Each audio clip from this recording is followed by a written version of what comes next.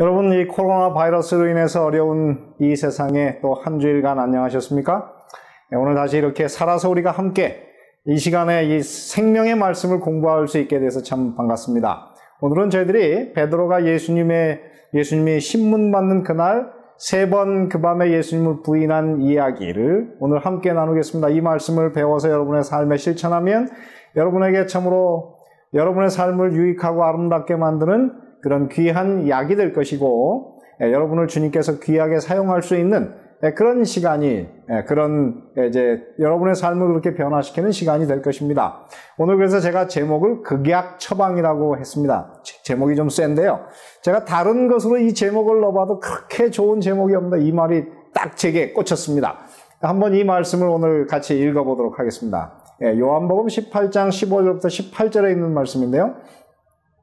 시몬 베드로와 또 다른 제자 하나가 예수를 따르니 이 제자는 제사장과 아는 사람이라 예수와 함께 제사장의 집들에 들어가고 베드로는 문 밖에 섰는지라 제사장과 아는 그 다른 제자가 나가서 문 지키는 여자에게 말하여 베드로를 데리고 들어왔더니 문 지키는 여종이 베드로에게 말하되 너도 이 사람의 제자 중 하나가 아니냐 하니 그가 말하되 나는 아니라 하고 그때가 추운 고로 종과 하속들이 숯불을 피우고 서서 쬐니 베드로도 함께 서서 쬐더라. 요한복음 18장 25절로 27절입니다. 시몬 베드로가 서서 불을 쬐더니 사람들이 묻되 너도 그 제자 중 하나가 아니냐? 베드로가 부인하여 가로되 나는 아니라 하니 대제사장의 종 하나는 베드로에게 귀를 베어버리운 사람의 일가라. 가로되 내가 그 사람과 함께 동산에 있던 것을 내가 보지 아니하였느냐. 이에 베드로가 또 부인하니 곧 닭이 울더라. 여러분, 극약 처방이라는 말이 무엇입니까? 이 극약이라고 하는 것은 잘못 사용했을 때는 생명을 빼앗을 수도 있는 그런 의약제를 말하죠. 이 처방이라는 것은 무엇입니까? 결함이나 잘못을 바로잡기 위해서 세운 대책을 그것을 바로 처방이라고 말하는데요. 그래서 이걸 두 개를 합쳐놓으면 사전적으로 이런 뜻이랍니다. 더는 방법이나 차도가 없어서 어쩔 수 없이 내리는 마지막 방법. 그것이 바로 극약 처방입니다.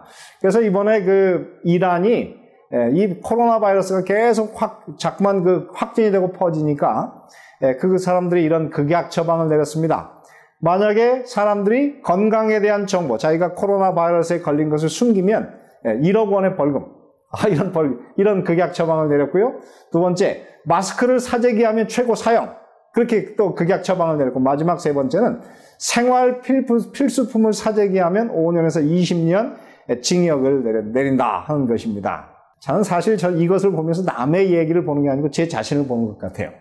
오늘 왜 그러냐면 여기에 보면은 남자 중에 남자, 호걸 중에 호걸 베드로가 문 지키는 여종이래요. 이 여종이라는 단어가 헬라어로 파이리스케라 그런데 그것은 뭐냐면은 결혼하지 않은 어린 여종이라는 뜻이에요. 아마 나이가 불과 15에서 20살 정도의 그 어린 여자, 그런 여종, 그것도 아무런 힘이 없는 그 여종이 너도 그 제자 중에 있었지라고 하는 그 말에 갑자기 베드로가 어떻게 그 용사가 갑자기 모든 용기를 다 잃어버리고 예수님을 3번 부인하는 겁쟁이가 된 사건입니다. 저도 참 제가 돌아보면 제 인생에도 이런 어리석은 일들이 있었습니다. 이게 남의 얘기가 아니고 제 얘기이기 때문에 하나님께서 하늘나라 들어가는 데 있어서 우리가 참으로 이런 면에서 우리가 정말 극복하지 않으면, 이 교훈을 배우지 않으면은 우리가 하늘나라에 들어갈 수 없기 때문에 하나님께서 이 말씀을 요한을 통해서 이 복음서에 첨가시킨 그런 말씀이 아닌가 그런 생각이 듭니다.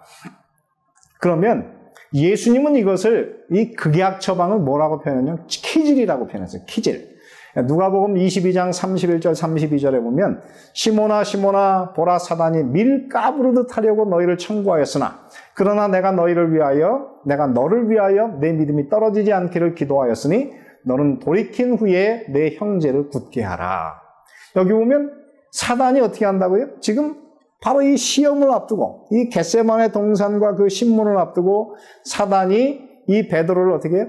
키질을 하려고 밀가부로 마음껏 데리고 놀려고 청구했다고 그랬어요. 근데 예수님께서 그를 위해서 기도해가지고 내가 완전히 타락하지는 않을 거라고 이야기했습니다. 제가 시골 사람이기 때문에 저는 이 키질이 어떤 것인지 잘 압니다. 이제 농사를 지으면요, 그것을 이제 다 탈곡을 하고 추수를 할 때, 이제 이 알곡을 어디서 탈곡을 하냐면 마당에서요. 그냥 이 흙이 있는 마당에서 하기 때문에 다 탈곡을 하고 나면은 그것을 모으면은요, 거기에 돌도 들어가고 건불도 들어가고 모든 것이 다 들어가요. 그러면 어떻게 그 건불하고 그 다음에 돌들을 골라낼까요? 골라내는 방법이 바로 키질을 하는 것입니다. 키질을 계속 하다 보면 바람이 불어가지고 건불들은 다 날아가고요. 계속 하다 보면 돌멩이나 그 다음에 흙 같은 것은요, 점점 밖으로 밀려가고 그 다음에 알곡은 안으로 모이게 돼요. 그래서 이 키질이 사실은 없으면 안 됩니다. 다시 말해 오늘 우리의 삶에도 좋은 것과 나쁜 것이 있기 때문에 여러분 어떤 사람은 어떻습니까? 굉장히 호의적인데 이 사람이 보면 또 여자에 약해요. 그렇기 때문에 하나님께서 어떻게 하늘나라에 들어가기 위해서 우리의 삶에서 좋은 것들은 알곡으로 남기고 그 다음에 버려야 될 것은 어떻게 해요? 돌멩이나 흙 따위처럼 다 키질해서 버리게 하기 위해서 하나님께서 우리의 삶에 고난을 허락하십니다. 그래서 이 베드로의 이런 경험이 바로 이 극약 처방이 바로 이 베드로가 이런 방법이 아니면 하늘나라에 들어갈 수 없기 때문에 하나님께서 주신 거예요. 이것을 이제 다른 곳에 보면 뭐라고 표현하냐면 야곱의 환난. 사실 이 십자가의 고난은요, 이 야곱의 환난이라고 하는 단어로 쓸 수가 있어요. 요한복음 16장 21절 22절과 예레미야 30장 6절 7절에 보면은요, 이 예수님의 제자들이 바로 십자가를 지나가는 것과 그 다음에 야곱이 야복강가에서 이제 고통스럽게 기도하는 그 경험을 똑같은 단어로 묘사해요. 그곳에 보면 똑같이 다 어떻게 해산이라는 단어를 쓰고 있고요. 그 다음에 그곳에 보면은 근심하고 슬퍼한다는 표현이 있고, 마지막에 그들이 이런 근심하고 슬퍼하지만은 그들이 어떻게 해요? 그 고난에서 건져냄을 받는, 다시 말해 구원을 받는, 그들이 멸망하지 않고 구원을 받는다 그랬는데, 오늘 이곳에 보면은 이 제자들이 어떻게 해요? 아이를 낳는 그 경험을 통해서 기쁨 때문에 고통을 잊어버린다고 했으니까는 이들이 다 어떻게 해요? 십자가의 그 고난을 통해서 그들은 이 야곱이 야복강가에서 그가 정말 고통스럽게 밤을 새워서 기도했던 그 경험과 같은 시간을 지나가고 있다고 하는 것이죠. 그래서 하나님께서 오늘 우리에게 환난을 주십니다. 고난을 주셔서 우리를 어떻게 해요? 정결하게 만들고 우리를 변화시키기를 원하는 것입니다. 이 베드로는 어떤 사람입니까? 이 마태복음 16장 17절에 보면 바요나 시몬아 내가 복이 있도다. 이를 알게 하니는 혈육이 아니요 하늘에 계신 내 아버지라. 그러니까 이 사람은 어떻게 해요? 하나님과 직접 연결돼서 하늘의 계시와 지혜를 받는 그런 굉장한 사람이었어요. 그런데 마태복음 16장 23절에 보면 예수께서 뭐라 그래요? 사단아 내 뒤로 물러가라. 너는 나를 넘어지게 하는 자로다. 그러니까 이 베드로는 어떤 사람입니까? 하나님과도 연결될 수 있지만 자칫하면 사단의 도구가 될 수도 있는 그에게 두 가지 가능성이 다 있는 그런 사람입니다. 그러므로 예수님께서 그를 고치기 위해서 3년을 훈련시켰지만은 여전히 그가 아직 변화되어야 될 것이 있기 때문에 하나님께서 그를 어떻게 해요? 바로 이런 넘어짐, 극약 처방을 통해서 그를 새롭게 만들려고 하는 것이죠. 이 성경에 보면 베드로는 어떤 자질을 가지고 있습니까? 베드로는 좀 전에 말씀드린 대로 제자들 중에서 어떻게 해요? 이 영적인 진리를 가장 잘 깨닫는 이 영안이 열린 그런 사람이었습니다. 그 다음에 나중에 그가 오순절 날에 보면은 3,000명을 회심시키는 굉장한 설교자가 됐어요. 그의 설교를 듣고 3,000명이 회심했으니까 베드로는 굉장히 말의 재주가 있는 사람이었어요. 특별히 사도행전 15장에 보면 예루살렘 회의에서 반으로 의견이 나뉘었을 때 그들을 하나님의 편으로 그들의 마음을 싹 움직이게 만든 달변적인 그 설교를 한 사람이 누구냐면 바로 베드로였어요. 그러므로 베드로는 굉장한 언어의 달란트를 가진 설교의 대가가 될 수 있는 그런 자격을 가진 사람이었습니다. 그러나 베드로에게 버려야 될 것이 있었어요. 무엇을 버려야 됐을까요? 베드로는 이 땅에서 예수님의 십자가를 좋아하지 않았습니다. 그는 예수님을 통해서 이 땅에서 잘 되고는 싶었지만은 십자가를 지기는 싫어했어요. 그래서 이 베드로의 상황을 뭐라고 묘사할 수 있냐면 그는 넓은 문으로 들어가기를 원하는 그런 사람이었어요.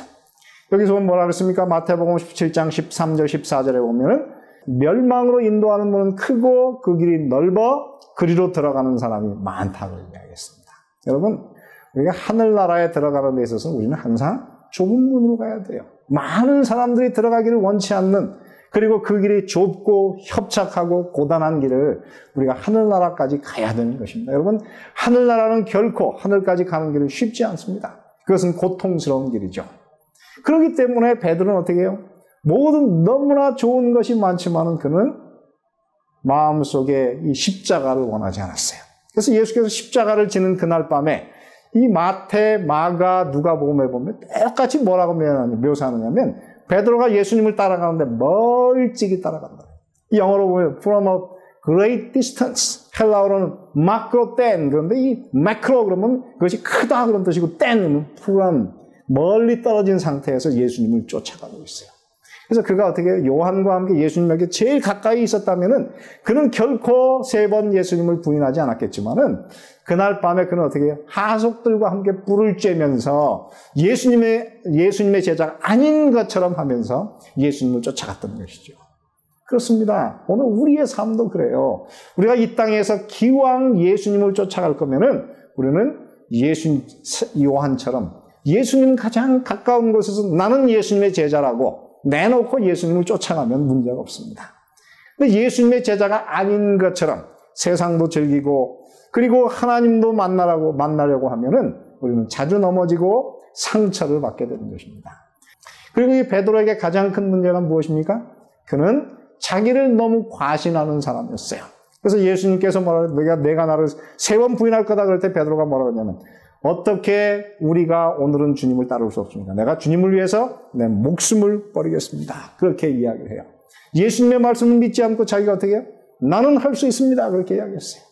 그는 바로 이 자기의 의존을 버리고 예수님을 절대적으로 그가 예수님에게 완전히 굴복하는 경험을 가져야 되는데요. 이 요한복음에 보면 예수님께서 이 땅에 오셔서 이 육체를 쓰고 사시면서 3번 이런 고백을 하세요.